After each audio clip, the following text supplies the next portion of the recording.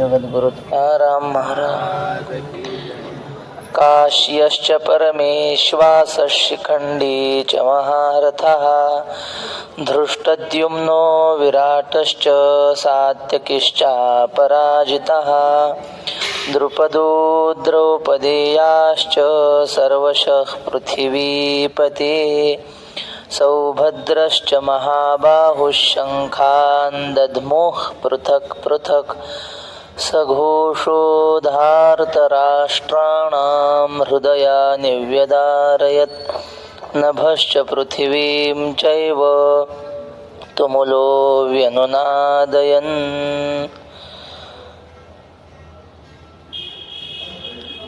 पृथ्वीपते म्हणजे संजय धृतराष्ट्राला सांगतो, हे पृथ्वीपते परमेश्वासः काश्यः म्हणजे कोण कोण रणांगणावर आलेले आहेत त्यांची नावं सांगतोय.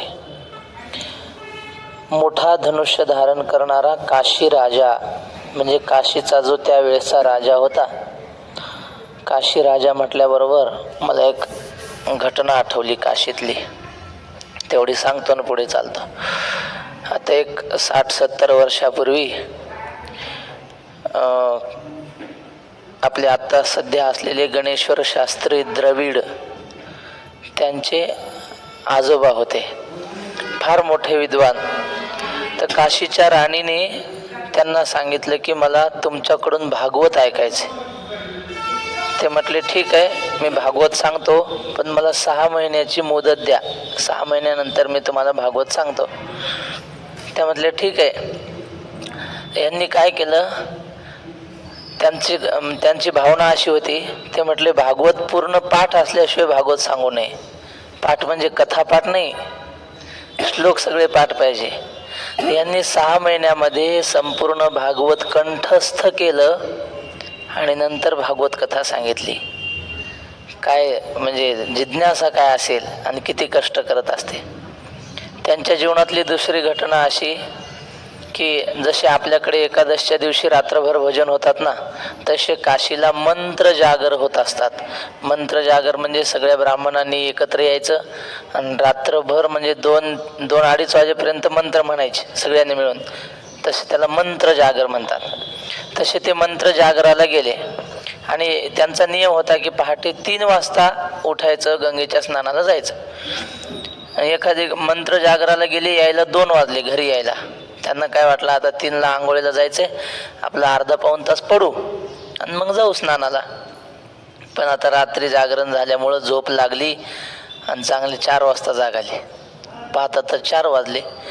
मग आता काय करावं, आपल्याकडून चूक झाली म्हणजे शिक्षा आपणच घ्यायची. विचार करत करत चालले होते गंगेकडे, काय शिक्षा घ्यावी आपण. ते गंगेच्या स्नानाला गेले आणि शिक्षा ही घेतली की आता परत घरी जायचंच नाही, त्या काशीच्या घाटावरच राहिले. आणि एक छोटंसं पातेलं घेतलं, ते भाजीपाल्याच्या बाजारातून खाली पडलेला भाजीपाला आणायचा, ते शिजवायचा, दगडाची चूल करून ते खायचं, त्याच्यावरच राहायचं. घरी गेले नाही पुन्हा. प्रकांड पंडित, मोठं घर वाडा काशीत असून. सांगण्याचं तात्पर्य काय, हे माणसं विवेकी होते, वैराग्यही यांच्याकडे होतं आणि भक्तीही होती. हे काशीचं नाव आलं म्हणून, काशीच्या राजाचं नाव आलं म्हणून आठवलं. तर अशा प्रकारचा त्यावेळेस जो काशीचा राजा असेल, भगवान श्रीकृष्णाच्या काळात तो काशीचा राजा आलेला आहे. पुन्हा महारथा शिखंडीही, महारथी असलेला शिखंडी. आता शिखंडी शब्दाचा अर्थ होतो मोर, बरं का. विष्णू सहस्रनामात शिखंडी नहुषो वृषः असं आलंय की नाही, म्हणजे ते भगवंताचं नाव म्हणून आलंय. पण त्याचा अर्थ काय, मोराचं पग डोक्यावर धारण करणारा, मयूरपुच्छ वेष्टी शोभत असे. कोण्या गवळण येते, देहुडा चरणी वाजवितो वेणू, गोपिका रमणू स्वामी माझा, देखी लागे माये यमुनेच्या तिरे, हात खांद्यावरी राधिकेच्या, गुंजावर्ण डोळे माथा बाबर झोटी, मयूरपुच्छ वेष्टी शोभत असे. भगवंताने मोराचं पग डोक्यावर का घेतलं. देव म्हणतात मोर डोक्यावर घेण्यासारखाच आहे, चांगला दिसतो म्हणून नाही, मोर ब्रह्मचारी आहे म्हणून. तर त्या मयूर म्हणजे मोराचं पीस डोक्यावर धारण करणारा तो श्रीकृष्ण, त्याला म्हणून शिखंडी म्हटलंय विष्णू सहस्रनामामध्ये. आणि इथं शिखंडी कोण, तर तो तृतीय पंथी असलेला, तो पुरुषही नव्हता आणि स्त्रीही नव्हता, आणि तोही युद्धात होता. भगवान श्रीकृष्णाने पांडवांना घेऊन भीष्मांची भेट घेतली युद्धाच्या आधी. श्रीकृष्ण जरा चतुरात शिरोमणी, युद्ध सुरू होण्याच्या आधीच सगळी गणित सोडून ठेवली होती श्रीकृष्णाने. त्यांना श्रीकृष्णाला माहित होतं अख्खे पांडव जरी एकट्या भीष्माशी लढले तरी भीष्म मरू शकत नाही. आणि मग श्रीकृष्ण सगळ्यांना घेऊन गेले आणि त्या भीष्मांना विचारलं, आचार्य तुमचं मरण कशाने ते सांगा. कोण सांगेल का हो? आपलं मरण कशाने सांगू शकत नाही कोणी. पण मग भीष्मांनी विचार केला, विचारणारा श्रीकृष्ण आहे. भीष्मांनी सांगितलं, मी तसा तुमच्याकडून मरू शकत नाही, पण माझ्या पुढे जर तुम्ही शिखंडी उभा केला तर मी शिखंडीवर धनुष्य उचलू शकत नाही. त्याला पुढे उभं करायला लावा आणि त्याच्या मागून अर्जुनाला म्हणावं मला बाण मार, मग मी मरेल. त्याने आपलं उत्तर सांगून टाकलं. झालं. त्या भीष्मांना मारण्यासाठी भगवंताने या शिखंडीला अर्जुनाच्या पुढे उभं केलं. तो तृतीय पंथी असल्यामुळे तशा व्यक्तीशी युद्ध पुरुषाने करू नये म्हणून भीष्माने बाण मारले नाही, आणि अर्जुनाने भीष्माला छिन्न विछिन्न करून टाकलं बाणाने. बोलू नका माऊली, माऊली बोलू नका म्हणा. वक्ते आबा म्हणायचे, मला संप्रदायात लोक भीष्माचार्य म्हणतात. मग भीष्माचार्य म्हणायला सुरू केल्यापासून मी भीष्मासारखा पडून राहतो म्हणले. तो भीष्म शरपंजीवर पडून होता, मी कॉटवर पडून राहतो म्हणले. असो, तर तो शिखंडी आला आणि तो महारथी होता, महान योद्धा होता. तो महारथी काल आपण पाहिलं, महारथी कोणाला म्हणतात? एक माणूस शस्त्रधारी 10,000 सैन्यासोबत लढतो त्याला महारथी म्हणतात. असा शिखंडी होता. तर तृतीय पंथी असला म्हणून काय झालं, तोहीच महारथी होता. आणखी नाही, दृष्टद्युम्न आहे पण त्याचं विशेषण असतं काहीतरी. हा शिखंडी बरोबर, दृष्टद्युम्न आलाय. त्यानंतर विराट आला, विराट राजा आला. विराट म्हणजे कोण? पांडव त्याच्या राज्यात लपले होते अज्ञातवासात, आणि त्यांचा पोरगा तो विराट कुमार. त्याची गोष्ट सांगतो पुढे. अपराजिता सात्यकी, कधीच युद्धात न हरलेला सात्यकी. आपले छत्रपती संभाजी महाराज कधीच हारले नव्हते युद्धात. शेवटची लढाई झाली ते गेले तेव्हाच काय हारले ते हारले. तेव्हा असा अपराजिता सात्यकी. त्यानंतर द्रुपद, द्रुपद म्हणजे आपल्याला माहिती आहे तो द्रोणाचार्याचा मित्र, नंतर शत्रू झाला. द्रौपदेया, हा द्रौपदेया म्हणजे द्रौपदीचे 5 पोरं. नंतर सौभद्र, सुभद्रेचा पोरगा कोण? अभिमन्यू तो. त्यानंतर महाबाहू सुभद्र, महाबाहू म्हणजे महानवीर असलेला अभिमन्यू. त्यानंतर सर्वशः पृथ्वीपते, अशा प्रकारचे सर्व पृथ्वीचे राजे, त्यावेळेसचे सगळे राजे हे रणांगणावर आलेले आहेत. बर, आणि मग त्यांनी काय केलं? पृथक पृथक शंखान दधमोह, वेगवेगळे शंख आपले त्यांनी वाजवले. पुढे सांगतात नभच पृथ्वीम म्हणजे आकाश आणि पृथ्वी व्यनुनादयन, दुमदुमून गेली त्या नादाने. सह तुमुला घोष, हा तो तुमुल म्हणजे मोठा घोष. धार्तराष्ट्राणाम हृदयानी व्यदारयत, धृतराष्ट्र म्हणजे कौरवांच्या सैन्यांची हृदय विदीर्ण करू लागला. तो एवढा भयंकर आवाज झाला. आता ज्ञानोबा काय लिहितात पाहू.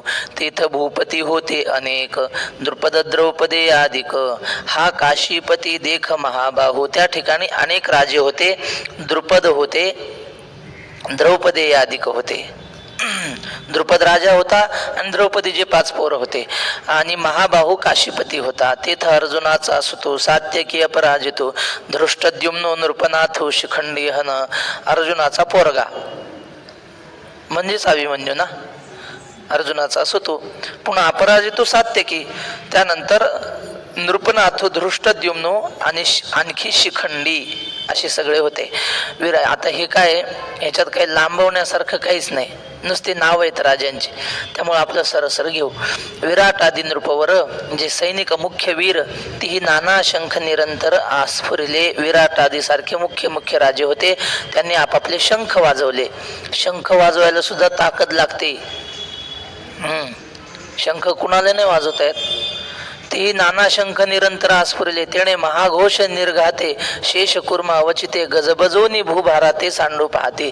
तो आवाज एवढा झाला की खाली पाताळापर्यंत आवाज गेला. आणि ज्या शेष आणि कुर्माने पृथ्वी धारण केलेली ते शेष सुद्धा थरथराय कापायला लागला. त्याला वाटलं आता ही पृथ्वी टाकून द्यावी डोक्यावरची. अवचिते गजबजोनी भूभाराते सांडू पाहती. त्यांना वाटायचं ही पृथ्वी आता टाकून द्यावी, पृथ्वीचा भार सोडून द्यावा, एवढा भयंकर तो आवाज झाला. तेथ तिन्ही लोक डळमळीत मेरू मांदारा आंदोळीत समुद्र जळ उसळत कैलासवेरी. तिन्ही लोक असे डळमळायला लागले आणि मेरू मांदारा आंदोळत, मेरू आणि मांदार नावाचे पर्वत आहेत ते सुद्धा हेलकावे खायला लागले. समुद्र जळ उसळत कैलासवेरी. समुद्राच्या लाटांचं पाणी कैलास पर्वतापर्यंत उसळायला लागलं त्या आवाजामुळे. पृथ्वी तळ उलथोपहात आकाश असे आसुडत तेथ सडा होत नक्षत्रांचा. पृथ्वी जणू उलथी होते की काय, पृथ्वी आता उलटते की काय असं वाटायला लागलं. पृथ्वी तळ उलथोपहात आकाश असे आसुडत, आकाश तुटून पडतं की काय, तिथं सडा होत नक्षत्रांचा. आकाशामध्ये जी नक्षत्र आहेत ती नक्षत्र खाली पडतायत की काय असं वाटायला लागलं. सृष्टी गेली रे गेली देवा मोकळवादी जाहली ऐशी एक टाळी पिटली सत्यलोकी. सत्यलोकी म्हणजे ब्रह्मलोकामध्ये सगळ्या देवांची अशी चर्चा चालू झाली की अरे आता पृथ्वी गेली रे गेली, आता पृथ्वी राहत नाही, संपली म्हणले आता पृथ्वी. देवा मोकळवादी झाली आणि आता देव निराधार झाले.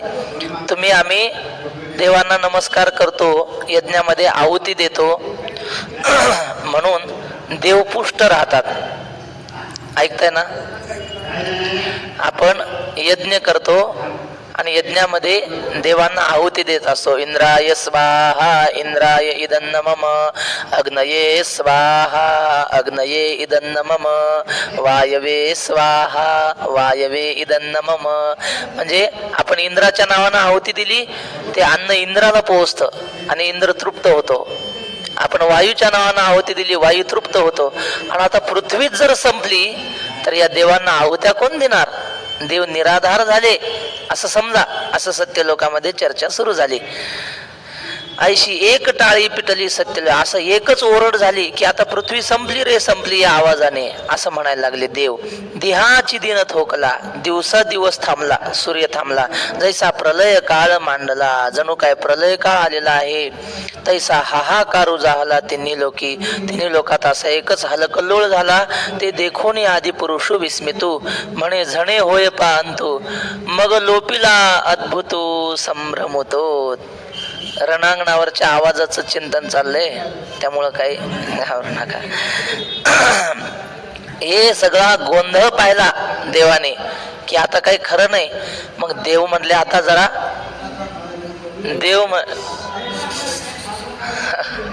याला म्हणतात कुंपणानं शेत खाल्ला, आता काय करायचं. आता काय लोकांना शांत करणारेच बोलायला लागले, आता काय करायचं. चाल द्या, जाऊ द्या, काय करत. दिहाची दिन थोकला, जैसा प्रलय काळ मांडला.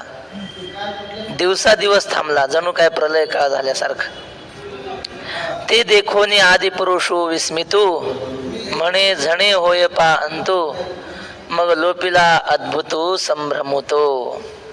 श्रीकृष्णाने पाहिलं की ही परिस्थिती आता चांगली नाही, काहीतरी विपरीत होईल, त्यापेक्षा आपण आपला आवाज कमी करू. कारण त्याच्या शंखामुळेच सुरुवात झाली होती एवढा आवाज होण्याची. आणि मग आदि पुरुष म्हणजे भगवान श्रीकृष्ण विस्मित आश्चर्यचकित झाला. म्हणे झणे होय पा अंतू. झणे म्हणजे होईल बरं का, अंत होईल बरं का. झणे शब्द आला की असं समजायचं, झणी दृष्टी लागो तुझ्या सगुणपणा. झणी म्हणजे काय, देवा तुझ्या स्वरूपाला तुझ्या रूपाला दृष्ट लागल बरं का. पण लागू नये जणी दृष्टी लागो तुझ्या सगुणपणा. झणी शब्द आला की असं मला वाटतं समचरण दृष्टी विटेवरी साजरी तेथे माझी हरिवृत्ती राव आणि कन लगे माईक पदार्थ तेथे माझे अर्थ नको देवा. ब्रह्मादिक पदे दुःखाची शिराणी तेथे दुश्चित झणी जडो देशी. म्हणजे तिथं आमचं चित्त आकर्षित होईल पण होऊ देऊ नको अशा अर्थाने घ्यायचं. तसं झणे होय पांतू संभ्रम होतो म्हणे या पृथ्वीलोकाचा अंत होईल पृथ्वीचा पण होऊ नये म्हणून देवानं काय केलं मग लोपिला अद्भुत संभ्रम होतो. मग देवाने आपला तो आवेश प्रक्षोभ होता की नाही तो आवरला. म्हणून विश्व सांवरले एरवी युगांत होते उडवले जय महाशंखा स्फुरले कृष्णाधिके. मग ते विश्व जरा शांत झालं सावरलं. नाहीतर काही खरं नव्हतं. युगांत आला होता जय महाशंख. या सगळ्यांनी महाशंख वाजवले होते. तो घोष तरी उपसंवरला परी पडिसाद होता राहिला तिने दळभार विध्वंसीला कौरवांचा. तो घोष उपसंवरला म्हणजे बंद झाला आवाज तो. आणि पण आवाज बंद झाला पण आवाजाचा प्रतिध्वनी असतो. आपण डोंगरावर जाऊन हाक मारली त्या दरीत आपला आवाज पहिल्यांदा जातो नंतर प्रतिध्वनी येतो. तसा हा आवाज शांत झाला पण प्रतिध्वनी राहिला ना. मग त्या प्रतिध्वनीचा काय परिणाम ते सांगतात. पडिसाद होता राहिला. पडिसाद म्हणजे प्रतिध्वनी. तिने दळभार विध्वंसीला कौरवांचा. त्या प्रतिध्वनीनं कौरवांचा सगळा दळभार म्हणजे सगळं सैन्य अस्ताव्यस्त करून टाकलं. विध्वंसीला जैसा गजघटा आणतू सिंह लीला विदारितू तैसा हृदया ते भेदितू कौरवांची. हत्तींचा कळप आला की सिंह त्या कळपात शिरतो आणि हत्तीच्या नरडच धरतो. एका हत्तीचं मारून टाकतो. हत्ती किती मोठा असो पण सिंह हत्तींना मारून टाकू शकतो. त्यांच्या कळपच्या कळप एक सिंह मारू शकतो. जसा तो सिंह हत्तींना फाडतो त्याप्रमाणे या प्रतिध्वनीने कौरवांचे हृदय विदीर्ण करून टाकले. हृदया ते भेदितू कौरवांची. तो गाजत जव ऐकती तो उभेची हे घालिती एकमेकांते म्हणती सावध रे सावध. तो प्रतिध्वनी ऐकताना त्यांची हृदय धैर्य सोडून दिलं त्यांच्या हृदयाने आणि एकमेकाला धरून असे उभे राहिले. सावध बर का सावध बर का सावधान व्हा असे एकमेकांना म्हणू लागले. अथ व्यवस्थिता दृष्ट्वा धार्तराष्ट्रान् कपिध्वजा प्रवृत्ते शस्त्र संपाते धनुरुद्यम्य पांडवा. अथ कपिध्वजा पांडवा धार्तराष्ट्रान् व्यवस्थितान् दृष्ट्वा. कपिध्वजा म्हणजे अर्जुन. अथ म्हणजे त्यानंतर अर्जुनाने पांडवा म्हणजे अर्जुनाने धार्तराष्ट्रान कौरवांच्या सगळ्या सैन्याकडे पाहिलं. दुरून पाहिलं. कोण कोण उभे ते काही दिसलं नाही पण कौरवांचं सैन्य दिसत होतं. मग ते आवाज शांत झाल्यानंतर त्यांनी रांगा लावून घेतल्या. कौरवांनी आपापल्या जागेवर. गोंधळ झाला होता की नाही. सगळ्यांना पुन्हा व्यवस्थित उभं केलं आणि हे अर्जुनाने पाहिलं. व्यवस्थितान दृष्ट्वा. आता ते व्यवस्थित उभे आहेत असं पाहिलं आणि मग शस्त्र संपाते प्रवृत्ते धनुरुद्यम्य म्हणजे सगळे कौरव आता वार करण्यासाठी आपल्याला मारण्यासाठी उद्युक्त झालेत हे अर्जुनाने पाहिलं. आणि मग अर्जुन सुद्धा धनु उद्यम्य त्याने सुद्धा हातात धनुष्य घेतला. तेथ बळे प्रौढी पुरते महारथी वीर होते तीही पुनरपी दळा ते आवरिले. मग त्या ठिकाणी ताकदीने कीर्तीने पूर्ण असलेले जे महारथी वीर होते त्यांनी लगेच आवरासावर केली आणि सगळ्या सैनिकांना व्यवस्थित उभं केलं. मग सरिसेपणे उठावले दुणवटोनी उचलले तया दंडी क्षोभले लोकत्रय. मग सरिसेपणे म्हणजे सज्ज तयारीने उठावले उद्युक्त झाले. दुणवटोनी उचलले दुप्पट शक्तीने ते पुढे सरसावले. आणि तया दंडी क्षोभले त्या सैन्याच्या योगाने सगळं त्रैलोक्य क्षोभलं म्हणजे संतप्त झालं. तेथ बाणवरी धनुर्धर वर्षताती निरंतर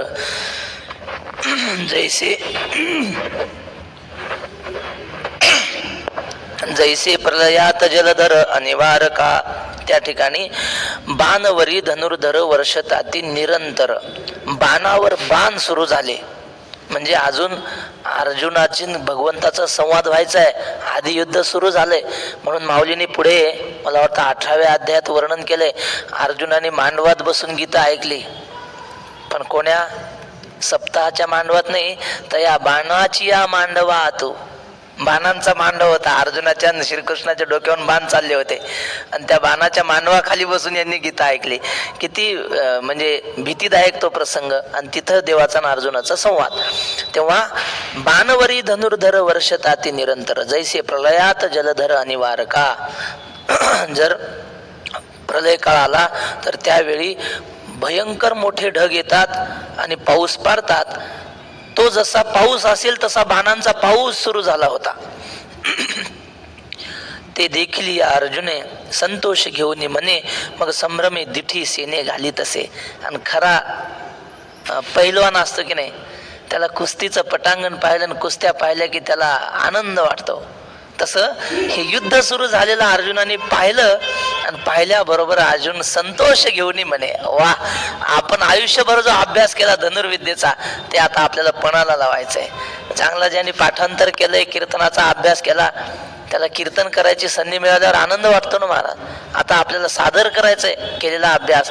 तसं हे सगळं रणांगण भरलेलं पाहिलं, बाणांचा वर्षाव पाहिला आणि मग त्याच्या अंगामध्ये वीरश्रीचा संचार झाला अर्जुनाच्या.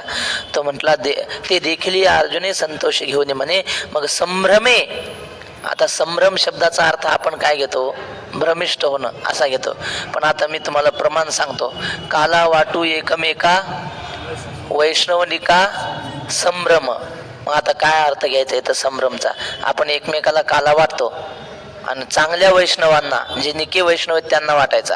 आणि तो कसा संभ्रम म्हणजे भ्रमाने युक्त होऊन, मोहित होऊन, असा वेड्यासारखा वाटाय. असं का, असा अर्थ नाही. संभ्रम शब्दाचा अर्थ होतो उत्साहाने, उत्साहाने आनंदाने आम्ही काला वाटू. तसं इथं संभ्रमे दिठी सेने घालीस तसे, उत्साहाने त्या सैनिकांवर अर्जुनाने दृष्टी आपली टाकली. तव संग्रामी सज्ज जाहले सकळ कौरव देखिले. मग लीला धनुष्य उचलले पंडकुमारे. ते सज्ज झालेले सगळं कौरव सैन्य पाहिलं आणि अर्जुनाने अगदी सहज लीलया सहज आपला गांडीव धनुष्य उचलला. आणि मग ऋषिकेशम तदा वाक्य मिदमाह महीपते म्हणा. ऋषिकेशम तदा वाक्य मिदमाह अर्जुन उवाच सेनयोरुभयोर्मध्ये रथं स्थापयमेच्युत.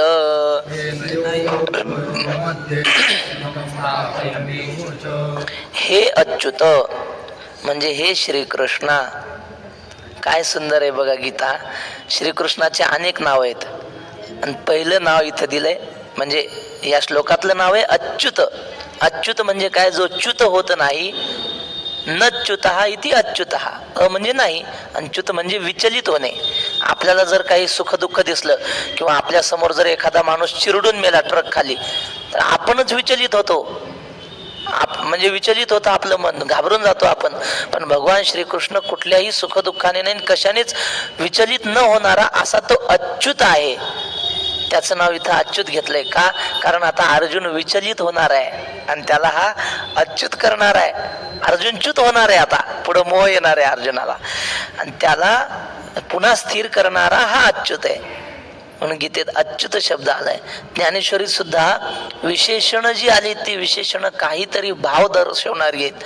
असं वैकुंठवासी शांताराम गुरुजी, त्यांची आज पुण्यतिथी आहे.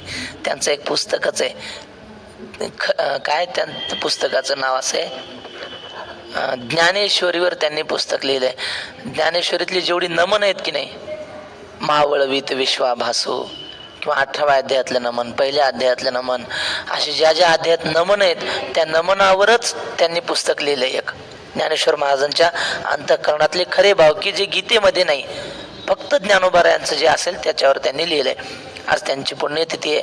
वैकुंठवासी शांताराम गुरुजी फार मोठे आपल्या संप्रदायातले विद्वान होऊन गेले. म्हणजे सद्गुरु जोग महाराज वारकरी शिक्षण संस्थेमध्ये जे अध्यापक होते, योगायोगानं विषय आला म्हणून सांगतो. आळंदीमध्ये वैकुंठवासी रंगनाथ गुरुजी परभणीकर यांचं प्रवचन होतं सद्गुरु जोग महाराज संस्थेच्या पुढेच. आणि मग ते प्रवचन यांची शांताराम गुरुजीची संस्था नुकतीच सुटलेली, ते प्रवचन ऐकलं गुरुजींनी, पण काहीच समजलं नाही. रंगनाथ गुरुजींनी सगळं वेदांत सांगितला कठीण वृत्ती प्रभाकरातलं. गुरुजींनी प्रवचन ऐकलं शांताराम गुरुजींनी आणि दर्शन घ्यायला आले प्रवचन झाल्यावर. म्हणजे महाराज प्रवचन चांगलं झालं, पण त्याच्यातले मला काडीभर सुद्धा समजलं नाही. आता ते गुरुजी होते, गावठी भाषा, त्यांना म्हणजे तसं समजत नसतं, त्याला घासावं लागते म्हणले, असं म्हणले. आणि तेवढा शब्द लागला महाराज, जिवारी लागला. तेव्हापासून जे चातुर्मास सुरू केला शांताराम गुरुजींनी आणि असा अभ्यास केला की प्रसिद्ध वेदांतचार्य झाले गुरुजींसारखा. म्हणजे शांताराम गुरुजींनी हजारो वेदांताचे विद्यार्थी घडवले. कशामुळं? एक वाक्य जिवारी लागलं. मोठ्या माणसाचं लागलं पाहिजे, आपल्याला काहीच नाही, कुणी कितीही बोला, जैसे ते. आळंदीला मामासाहेब दांडेकरांचं कीर्तन होतं आणि साथीला बंकट स्वामी, त्या काळातले कदम माऊली, जुने कदम माऊली होते एक, ते साथीला उभे. आणि कदम माऊली चांगले गायचे, बंकट स्वामी तर काही वादच नाही, मोठे गायकही होते, वादकही होते, स्वामी कीर्तनकार होते. तर ते कदम माऊली टाळ घेऊन उभे आणि मामासाहेबांना काहीतरी प्रमाण म्हणजे आठवलंच नाही, अर्थ सांगता यायचा. आणि म्हटले आता आमचे कदम माऊली उभे आहेत बघा, यांचं खूप पाठांतर, ते सांगतील. पण त्यांना आठवलं नाही. मग कीर्तन झाल्यावर कदम माऊली म्हणजे मामासाहेबांचे शिष्य पाया पडायला आले. पाया पडायला आल्यावर शांत आपले मामासाहेब असे काही विद्यार्थी बसलेले त्यांच्या पुढे म्हणले, नुसते भाकरी खाता का? पाठांतर नाही, प्रमाण आठवत नाही. बस एवढं वाक्य मामासाहेब बोलले, नुसत्या भाकरी खाता का माधुकरीच्या? असं म्हटल्यावर कदम माऊलीने ते काय असेल ते सगळं सोडून दिलं, आळंदीतलं आपलं पाठ वगैरे, गेले भंडाऱ्या डोंगरावर आणि संपूर्ण गाथा पाठ केल्याशिवाय खाली उतरायचंच नाही. पाहण्यासारखा गाथा पाठ केला महाराज तुकोबारायांचा. हे करारी होते ही माणसं. चाललंय चाललंय असं नाही. बंकट स्वामींनी 18 महिन्यात पूर्ण गाथा तुकोबारायांची पाठ केली. 18 महिने म्हणजे 1.5 वर्ष, 4000 अभंग. बरं, एक अभंग म्हणजे काय सुंदर ते ध्यान, एवढेच अभंग आहेत का सगळे? काही मोठे आहेत, काही लहान आहेत. हे असे करारी माणसं होते. निश्चयाचे बळ आणि तुका म्हणे तेची फळ. कशाहून निघलं हे काय माहिती, कशाहून निघलं? संभ्रमावरून निघलं. जाऊ द्या, कशाहून काय निघणं, चांगलं निघलं. मी अच्युत, हे अच्युत नाही, हे महीपते. त्या धृतराष्ट्राला संजय सांगतो की अर्जुन म्हणा अच्युत ऋषिकेशम, ऋषिकेशास तदा ऋषिकेशम इदम वाक्यम आह. तेव्हा ऋषिकेशाला अर्जुन असे वाक्य म्हणाला. काय म्हणाला? अर्जुन उवाच हे अच्युत मे रथम उभयोः सेनयोः मध्ये स्थापय. हे अच्युता श्रीकृष्णा, माझा रथ दोन्ही सैन्याच्या मध्ये उभा कर. असं झालं. आता दोन्ही सैन्याच्या मध्ये का उभा करायचा, त्याच्यात थोडा वेगळा भाव सांगतो. कौरव सैन्य म्हणजे आसुरी संपत्ती आणि पांडव सैन्य म्हणजे दैवी संपत्ती. आणि अर्जुन काय म्हणतो, दोघाच्या मध्ये माझा रथ उभा कर. म्हणजे हा भाव आहे बरं, घ्यायचा असला तर घ्या, नाही तर सोडून द्या.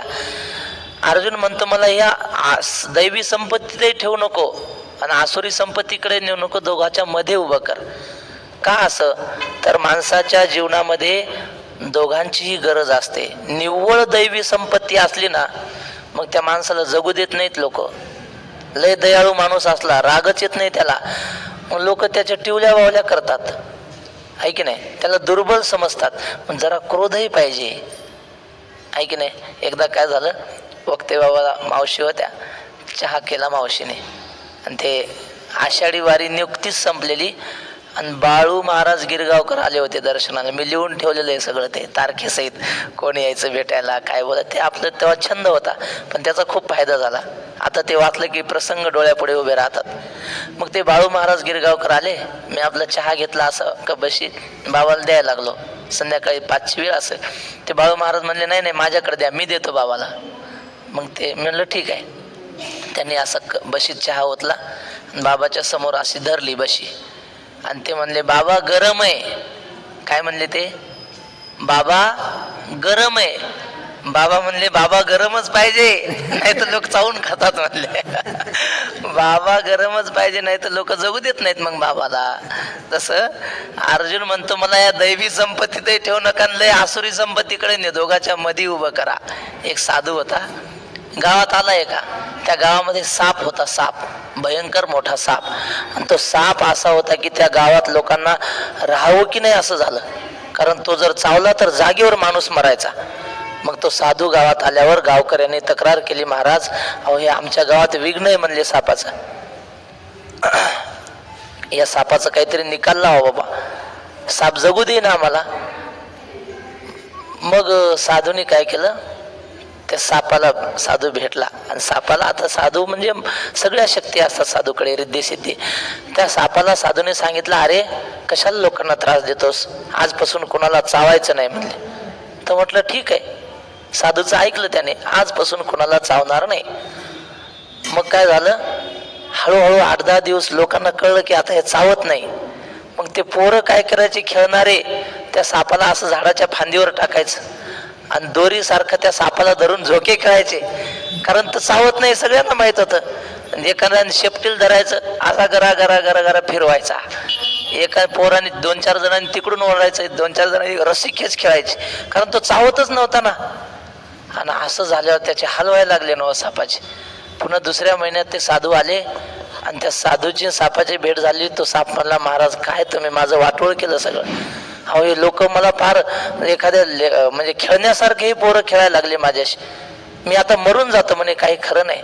तुम्ही मला काय सांगितलं, चावायचं नाही, हे लोक बघा मला कसं काय त्रास देतात. तो साधू म्हणला तुला मी चावायला नाही सांगितलं, फुसकारायला नाही कुठं सांगितलं, फुसकार हाणायचं फक्त, चावायचं नाही, एवढं ध्यानात ठेवायचं फक्त. फुसकार हाणायचा, चावायचं नाही. मग दुसऱ्या दिवसापासून त्यानं प्रयोग सुरू केला, जवळ आली फॉ करायला, लोक मग जवळ येत नव्हते. चावायचं नाही फक्त, म्हणजे कामापुरता क्रोधही पाहिजे, निव्वळ क्रोध नसणं हेही चांगलं नाही, है ना. तुकाराम महाराजांनी असं म्हटलंय की अन्याय पाहिल्यानंतर ज्याला राग येत नाही ना तो माणूसच नाही, असं काही ते प्रमाण आहे बघा. अन्याय पाहिल्यानंतर जर राग आला नाही तर तो माणूसच नाही. देखील ओढाळ निघाली या शेता, टाळावे निमित्ता थैक म्हणून, केले कर्म जेणे दिले अनुमोदन, दोघाशी पतन सारी खेची. आपल्या समोर अन्याय घडत असेल आणि आपण साधू, तुका म्हणे आम्ही झालो अग्निरूप, लागून येदू पाप पुण्य अंगा, असं म्हणून जर राहत असू तर मग ते नाही ना धरून महाराज शास्त्राला.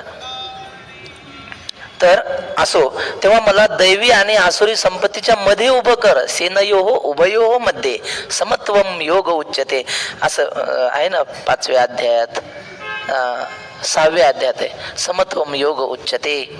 तर मला या दोन्ही सैन्याच्या मध्ये उभं कर, सेनयोः उभयोः मध्ये मे रथम स्थापय, असं म्हणतो अर्जुन. ते वेळी अर्जुन म्हणत असे देवा, आता झडकरी रथुपे लावा, नेऊनी मध्ये घालावा दोही दळा. देवा माझं रथ दोन्ही सैन्याच्या मध्ये नेऊन घाला, असा अर्जुन म्हणतोय. आता ही भूमिका समजल्याशिवाय पुढची गीता समजणारच नाही.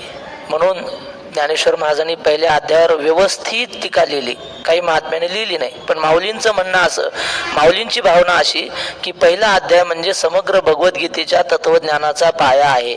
ज्याला पहिला अध्याय समजला त्यालाच गीता समजू शकेल, अन्यथा समजू शकत नाही. यावदेता निरीक्षेहम योद्धुकामानवस्थितान कैर्मया सह योद्धव्य मस्मिन् रणसमुद्यमे योत्स्यमानान् वीक्षेऽहम् य एतेऽत्र समागताः धार्तराष्ट्रस्य दुर्बुद्धेर् युद्धे प्रियचिकीर्षवः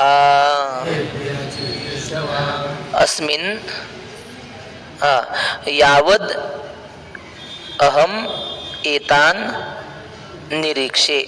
अर्जुन म्हणतो जसा मला हे चांगले व्यवस्थित दिसले पाहिजे, कोण योद्धुकामान अवस्थितान, लढण्यासाठी आलेले, इथं उभे राहिलेले हे. पुन्हा अस्मिन रणसमुद्यमे कैही सह मया योद्धव्यम, या रणांगणावर कोणाच्या सोबत मी लढावं हे कळलं पाहिजे. नाहीतर कुस्ती लावली, एक आहे काडी पैलवान आणि एक आहे हिंद केसरी, मग त्या हिंद केसरीने त्याला पाडलं तरी त्या हिंद केसरीचं कौतुक नाही होत का? आवतो काय उग काडी पैलवान, त्याला कुणी पाडेल. म्हणून मला युद्ध कोणाशी करायचंय? मयासह योद्धव्यम कैही कहा योग्य असती, माझ्यासोबत लढण्याला जो योग्य आहे ना त्याच्याशीच मी युद्ध करणार, कोणाशी नाही करणार. बरं, आपल्यापेक्षा जास्त ताकदवानाशी लढू नये काय उपयोग नाही ना, मग मरण ओढवल्यासारखं आहे. म्हणून कोणाच्या सोबत मी लढावं हे मला बघायचंय. योत्स्यमा काय म्हटलं? दुर्बुद्धे हे धार्तराष्ट्रस्य युद्धे प्रिय चिकीर्षवहा, हे दुर्जन असलेले धृतराष्ट्राची पोर हे ह्यांचा विजयाची इच्छा करणारे काही यांच्यासोबत उभे येत नाही सगळे. आणि यहा एते अत्र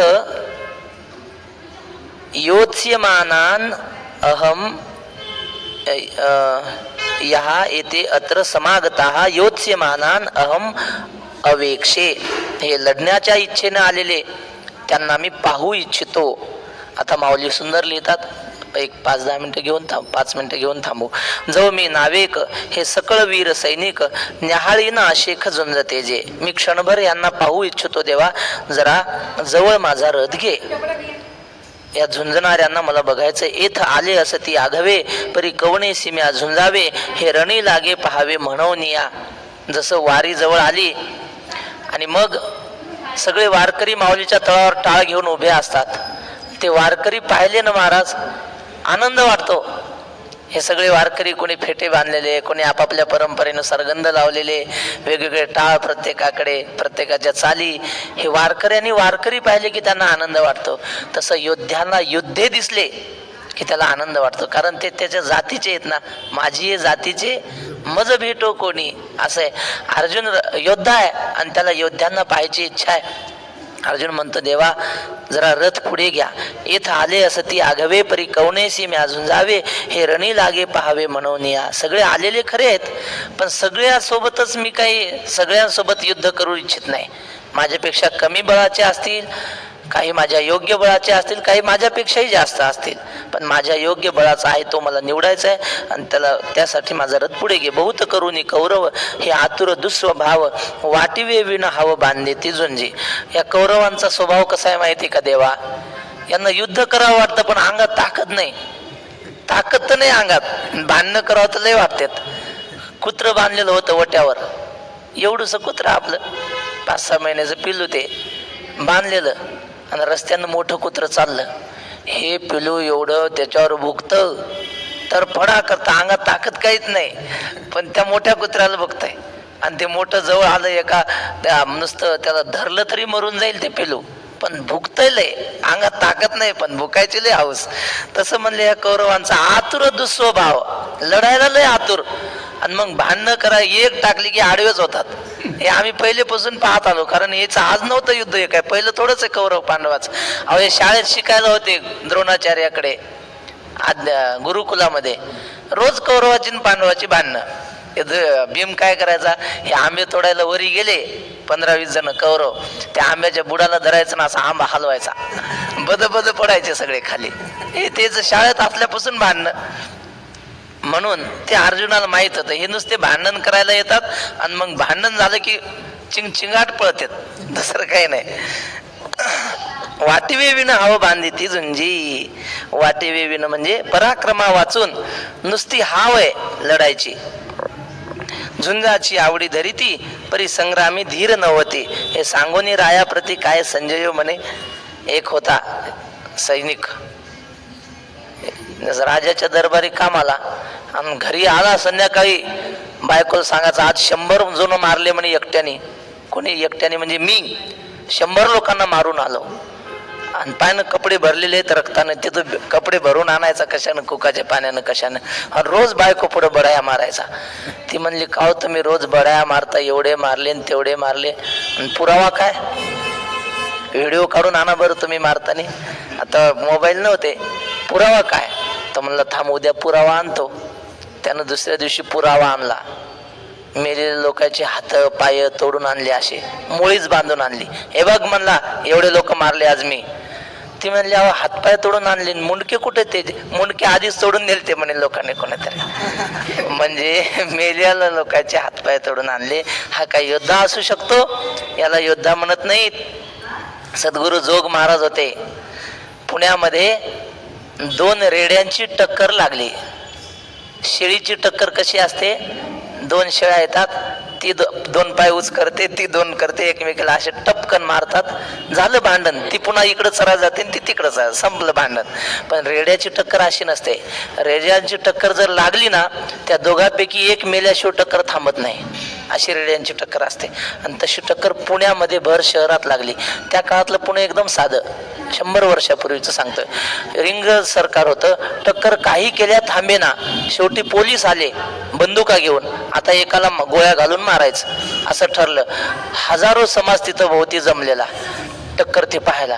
आणि मग पोलीस गोळ्या घालणार तेवढ्या जोग महाराज आणि त्यांचे भाऊ पांडोबा नरसिंह जोग तालमीचे वस्ताद होते. ते अजून ती तालीम आहे आप्पा बळवंत चौकात, नगरकर तालीम, तिथं नाव पण आहे वस्ताद पांडोबा नरसिंह जोग. तर ते जोग महाराजांचे मोठे भाऊ ब्रह्मचारी, मोठे पैलवान, आणि जोग महाराज हे पैलवान ब्रह्मचारी. त्यांनी काय केलं, दोघा भावांनी पोलिसांना सांगितलं मारू नका. पोलिसांना सांगितलं गोळ्या मारू नका, आम्ही टक्कर सोडवतो. आणि दोघं भाऊ पुढे गेले. एकाने एका रेड्याच्या शिंगाला धरलं आणि मागं दाबत नेलं, आणि दुसऱ्याने दुसऱ्या रेड्याला धरून मागं दाबत नेलं. काय ताकद असेल आणि काय शौर्य असेल, कल्पना करा. हे काही म्हणजे असं कपोल कल्पित नाही, घडलेली घटना, ते पाहिलेल्या माणसांनी लिहून ठेवलेलं आहे. स्वामी आपल्या मामासाहेब दांडेकरांनी लिहून ठेवलंय, तारखेसहित आहे हे सगळं. एवढी ताकद ज्यांच्यात आहे, असा योद्धा पाहिजे का नुसत्या बढायाच मारायचा. मग ते विराट राजाचं मगाशी आलं की नाही, त्याचा पोरगा होता, त्याचं काय नाव, उत्तर वैराटीचा राजा, पळता तू कागा निघालासी झुंजा, हा क्षात्र स्वभाव तुझा झुंजविल तुझं. अर्जुनाला म्हणतात देव. काय झालं, तो उत्तर, तोही असाच बाया माणसात बसायचं आणि युद्धाच्या गोष्टी सांगायच्या सगळ्या. तुम्हाला काय माहिती युद्ध म्हणजे, अगं मी एकटा 1000 जणांशी लढतो, महारथी मी, अशा बायकांना घेऊन बसायचा. आता राजाचा पोरगा म्हणजे अनेक बायका होत्या, त्यांना बायात बड्या मारायच्या. मग बाया आता नवऱ्याचं गुणगान गायच्या, आमचे मालक म्हणजे काय, आमचे मालक आहेतच असे, आमचे मालक पराक्रमी आहेत, असं तो बायाकडून स्तुती करून घ्यायचा.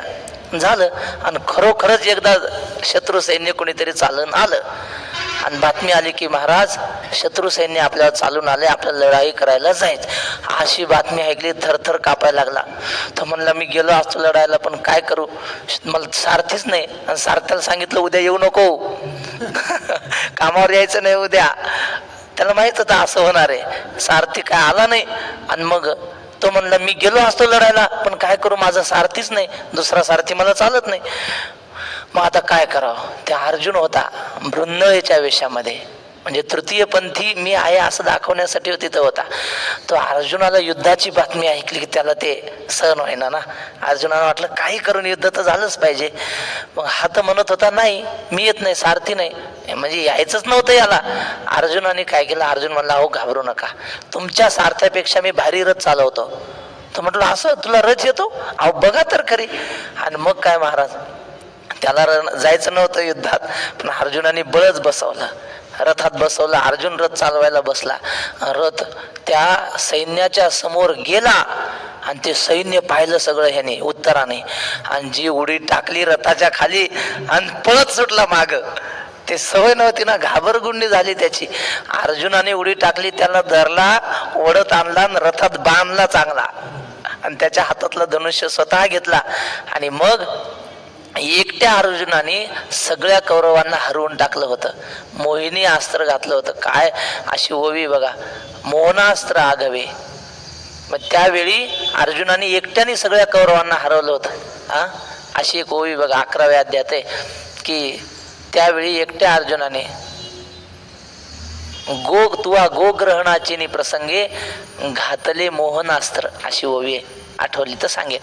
तर अर्जुनाने मोहनास्त्र घातलं, सगळ्यांना मूर्छित केलं होतं आणि सगळ्यांच्या अंगावरचे कपडे काढून घेतले होते. नागविली असा पण शब्द आहे त्या ओवीत. तर सगळ्यांच्या अंगावरचे कपडे काढून आणले होते अर्जुनाने. जाऊ द्या. मग त्या उत्तर जो राजा होता ना त्याचं वर्णन मोरोपंतांनी केलंय. तो उत्तर जो पोरगा होता की नाही तो कसा होता, कुरुकटकाशी पाहुणी तो उत्तर बाळ फार गडबडला, स्वपर बळाबळ नेनुनी बालिश बहु बायकात बडबडला. बायकात बडबड खूप केली पण तिथं नाही जमत त्याला. असे आहेत हे सगळे कौरव, घरी बढाया मारतात, रणांगणावर आले की यांची थरका फुटते. यांच्याशी काय मी लढणार, मला माझ्या योग्य सैनिक योद्धा पाहिजे. झुंजाची आवडी धरिती परी संग्रामी धीर नवती, हे सांगोनी रायाप्रती काय संजय म्हणे. संजय उवाच. तो विषय आपण उद्या पाहू. पुंडलिक वरदा हरी विठ्ठल श्री ज्ञानदेव तुकार पंढरीनाथ भगवान की जय. माऊली ज्ञानेश्वर महाराज की जय. आज वैकुंठवासी शांताराम गुरुजींची पुण्यतिथी आहे. सकाळी 7 ते 9 भजन होतं नामदेवरायाच्या मंदिरात.